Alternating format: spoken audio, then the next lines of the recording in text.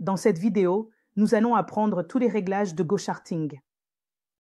Ici, nous avons cette option de réglage. Et maintenant, nous avons tous ces types de réglages. Nous allons donc explorer tous ces réglages un par un. Commençons donc par les réglages du graphique. Cette option concerne le réglage de l'arrière-plan du graphique. Ici, nous avons linéaire et le dégradé. Donc, supposons que vous vouliez définir l'arrière-plan de votre graphique en forme de dégradé, vous pouvez cliquer ici, vous pouvez sélectionner n'importe quelle couleur. Et maintenant, vous pouvez voir que les couleurs ont été changées en dégradé. Vous pouvez également régler la transparence de cette couleur à partir de ce curseur. Ensuite, vous pouvez activer le filigrane ici. Vous pouvez également charger les skins, par exemple, comme le dragon ou la nébuleuse. Vous pouvez aussi charger le skin depuis votre ordinateur à partir d'ici. Maintenant, cette option concerne la couleur du réticule. Donc, à partir de cela, vous pouvez définir la couleur du réticule. Par exemple, je veux définir la couleur du réticule en bleu marine. Donc, vous pouvez voir que la couleur est bleu marine ici. Ensuite, si vous voulez activer la ligne de prix, nous pouvons l'activer ou la désactiver. Donc, voici la ligne de prix que vous pouvez voir. Parfois, vous n'arrivez pas à voir ce prix correctement. Donc, vous devez changer les couleurs à partir d'ici. Maintenant, vous pouvez également activer le lever du jour à partir de cette option. Ensuite, vous pouvez avoir les lignes de grille sur votre graphique, grille X ou grille Y. Maintenant, passons aux paramètres de l'axe. Donc, ici, les paramètres de fuseau horaire peuvent être soit locaux, UTC ou source. Il est bon de le garder comme source. Maintenant, l'axe X peut être déplacé soit en haut, soit en bas. Puis nous avons ces domaines d'axe. Donc, ce sont les couleurs des lignes, vous pouvez les changer. Supposons qu'elles soient noires maintenant, vous pouvez les changer en bleu. Ou en rouge, cela peut être fait. Maintenant, c'est le paramètre concernant les graduations de l'axe. Alors qu'est-ce que les graduations? Ne confondez pas la taille des graduations avec ce gestionnaire de graduation de flux de commande. Donc, ici, la taille des graduations signifie ce petit tiret qui est devant ce prix. Donc, si je mets la taille des graduations à 40, vous pouvez voir que ces lignes ont augmenté. Alors, gardons-la à 4. Et ensuite, le remplissage est lié à l'espace entre ces lignes et le prix. Donc, je le mets à 30 et l'espace a été modifié. Alors, gardons-le à 3. Vous pouvez également verrouiller le rapport d'aspect avec ce bouton. Maintenant, passons aux paramètres de coordonnées. Donc, ici, vous pouvez voir l'offre et la demande sur les bords de l'axe DI. Donc, si vous l'activez, vous pouvez voir la valeur de l'offre et de la demande. Ensuite, vous pouvez configurer vos coordonnées à partir d'ici. Vous pouvez changer les couleurs à partir de ces options. Maintenant, ici, à partir de cette option, vous pouvez voir l'horloge. Vous pouvez voir cette horloge ici et vous pouvez également activer le compte à rebours de la barre sur l'axe X ou l'axe Y. La même option peut également être effectuée en cliquant simplement avec le bouton droit sur l'axe X ou sur l'axe Y. Donc, ici, nous pouvons voir cette option de compte à rebours de la barre. Maintenant, la flèche de coordonnées. C'est le paramètre ici.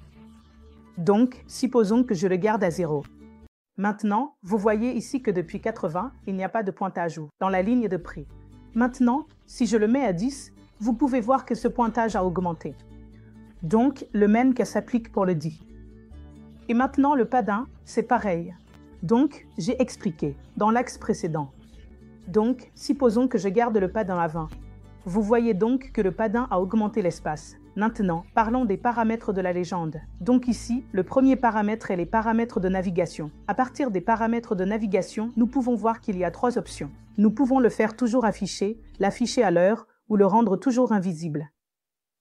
Donc, si je le mets pour toujours affiché, vous pouvez voir que ces boutons de navigation sont toujours activés. Si je le mets pour afficher à l'heure, donc si je survole ici, il s'affichera, et si je le rends toujours invisible, cela ne pourra pas se refléter sur le graphique. Laissez-moi le garder affiché à l'heure. C'est la même chose pour le bouton de douleur. C'est quoi les boutons de douleur? Vous pouvez voir que ce sont les boutons de douleur. Donc, vous pouvez déplacer la douleur à partir de ces boutons. D'accord. Ou vous pouvez également agrandir ces boutons de douleur. D'accord. Ou vous pouvez fermer cela. Maintenant, ce sont les options. Laissez-moi vous montrer une par une. Donc, c'est le type de graphique. Alors, quel est le type de graphique? Le type de graphique est en chandelier pour l'instant. Donc, si je l'éteins, le type de graphique disparaîtra. ce sont les valeurs OHLC. Donc, ici, nous pouvons voir la valeur OHLC. Le titre de l'indicateur est ici RSI et le volume. Donc, si je l'éteins, le titre de l'indicateur disparaîtra. L'argument de l'indicateur est le même. Nous pouvons voir ici la clôture 20. Tous ceux-ci sont les arguments de l'indicateur et ceci est la valeur de l'indicateur. Donc, vous pouvez voir ces valeurs disparaître. Maintenant, passons aux événements. Donc, à partir d'ici, vous pouvez l'activer pour afficher les dates de bénéfices. Le délit d'initié concerne les États-Unis. Marché. Alors, amis, que se passe-t-il? Supposons que vous travaillez dans une entreprise et que vous possédez des actions de cette entreprise. Maintenant, vous êtes dans une meilleure position pour prendre des décisions sur l'achat et la vente des actions de cette entreprise parce que vous avez plus d'informations sur cette entreprise que quelqu'un d'autre qui est extérieur à l'entreprise. Donc, les personnes qui travaillent dans la même entreprise ne sont pas autorisées à négocier ces actions sur le marché. Alors, que se passe-t-il aux États-Unis lorsque les informations importantes de l'entreprise sont rendues publiques?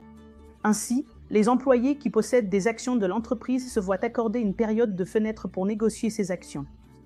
Ainsi, ils ne bénéficient d'aucun avantage des informations qu'ils possèdent, parce qu'ils travaillent dans la même entreprise. À partir de cette option, vous pouvez activer l'affichage des dividendes. Les divisions peuvent être affichées à partir de cette option et cela montrera les événements économiques. Maintenant, parlons des paramètres du flux de commande. Donc, ce paramètre a été expliqué plusieurs fois. Vous pouvez revoir la vidéo de la série primée concernant ce paramètre ici. Vous pouvez le passer en mode automatique, ou vous pouvez entrer une valeur ici pour la taille du bloc, puis vous pouvez formater le volume. Donc, supposons que vous entrez une certaine valeur ici, supposons que vous mettez 10 ici. Alors, toute la valeur sera divisée par 10. Vous pouvez donc entrer une valeur basée sur la taille du lot ou selon votre préférence afin que ces chiffres puissent être facilement lus. Ensuite, nous avons le scanner de puissance commerciale. Donc, dans le cas du scanner de puissance commerciale, vous devez être prudent en remplissant ces valeurs. Supposons que vous ayez le graphique d'une minute. Ici, vous pouvez voir le volume moyen en une minute. Vous obtenez quelque chose comme 2,5 à 2,1, etc. Donc, c'est le volume moyen que vous obtenez. D'accord, maintenant. Donc, c'est le volume que vous obtenez en 60 secondes. Alors, quel devrait être le volume en 5 secondes? Donc, vous devriez garder une valeur au-dessus de la moyenne, de sorte que chaque fois que la valeur de volume au-dessus de la moyenne est dépassée, vous obtiendrez une option de scanner de puissance commerciale comme celle-ci. Ici, j'ai gardé une petite valeur pour pouvoir vous montrer le signal des transactions puissantes. Vous devriez mettre une valeur qui est au-dessus de la moyenne. À ce moment-là, vous recevrez un signal de la transaction puissante. Alors, passons aux paramètres de session. Nous avons donc ces 4 types de sessions. L'INE, le CME, puis nous avons les actions américaines. Ensuite, nous avons le MCX et le troisième est la crypto et le Forex. Donc, si nous sélectionnons une session, par exemple, nous avons sélectionné le CME, voici les noms de ces sessions sous le CME. Groupe, commerce. Ainsi, les noms des sessions sont les sessions de nuit et le trading régulier, et les horaires sont également mentionnés. Donc, si vous appliquez la session, le profil de marché se divisera selon ces sessions. Et si vous activez l'ombrage, il ombragera également ces sessions. Donc, par exemple, laissez-moi ajouter le profil de marché ici, laissez-moi mettre le graphique en 30 minutes. Et laissez-moi ajouter le profil de marché.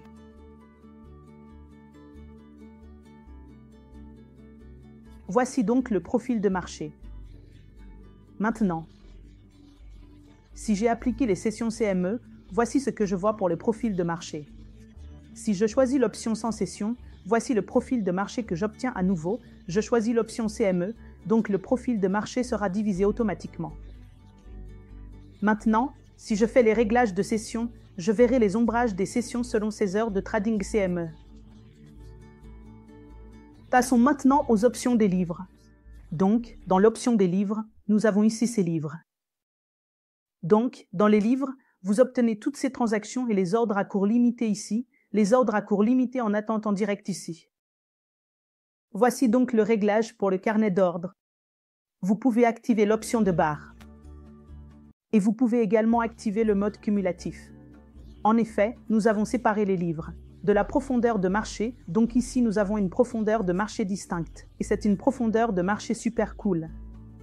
J'ai réalisé une vidéo séparée pour la profondeur de marché. veuillez visiter notre chaîne YouTube pour regarder cette vidéo. Donc ici, vous avez diverses options comme afficher. Vous pouvez également voir le volume, le profil, la plage visuelle. Et vous pouvez aussi voir vos ordres d'ici. Donc, essentiellement, à partir de cette profondeur de marché, vous pouvez passer directement des ordres d'achat et de vente. Parmi les options, cela est lié au paramétrage de la chaîne d'options. Nous avons expliqué cette option dans la série Options Made Easy.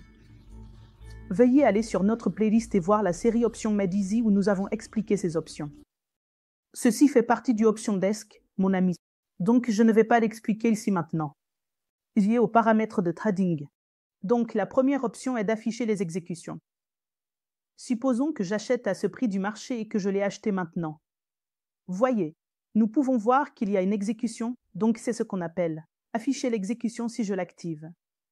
Éteint. Cela disparaîtra, donc en conséquence.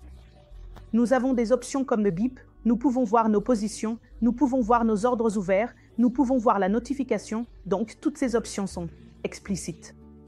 Maintenant, laissez-moi vous en parler. Activez le mode de trading rapide, donc. En ce moment, le trading rapide, le mode est désactivé. Et maintenant, si je vais acheter ou vendre, supposons que j'achète en cliquant droit, pour pouvoir acheter sur le marché. Et ce panneau de trading s'ouvrira maintenant. Si j'active le mode de trading rapide, et si je fais un clic droit ici et que j'achète. Marché, vous voyez que l'ordre a été passé et si je vous montre les exécutions maintenant, cela montre bot 2. Allez au graphique, n'est-ce pas? Donc, le panneau de trading ne s'est pas ouvert. C'est ce qu'on appelle le mode de trading rapide. Donc, avec cette option, vous pouvez passer votre commande directement. En clic droit. Maintenant, quelles sont ces deux options? Donc d'abord, c'est la taille par défaut. Vous pouvez définir la taille par défaut pour votre script.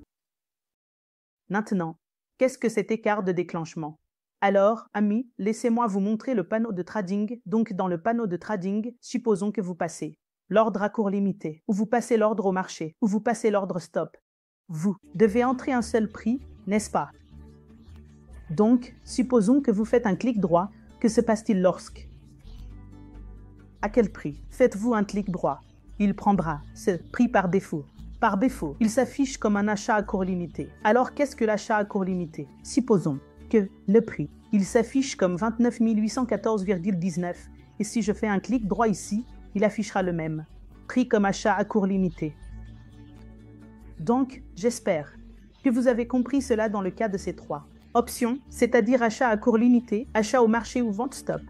Nous devons entrer un seul prix, mais dans le cas d'un stop limit, laissez-moi vous montrer. Dans le cas d'un ordre stop limit, vous devez entrer deux prix, n'est-ce pas? Il y a donc un écart de déclenchement, donc l'un est le prix limit et l'autre est le prix stop. Il y a donc un écart de déclenchement qui est basé sur ce paramètre. Donc, à partir d'ici, vous pouvez définir l'écart de déclenchement. Il y aura donc un écart entre ces deux prix. Et vous pouvez passer l'ordre directement en cliquant avec le bouton droit. Dans les paramètres du courtier, vous pouvez choisir votre courtier, donc voici les courtiers que nous avons. Vous pouvez également définir vos gens d'iceberg au cas où vous ne comprendriez pas. Et si vous rencontrez un problème avec vos graphiques, vous pouvez simplement réinitialiser par défaut. Ainsi, tous les paramètres de votre graphique seront réinitialisés. Merci à tous.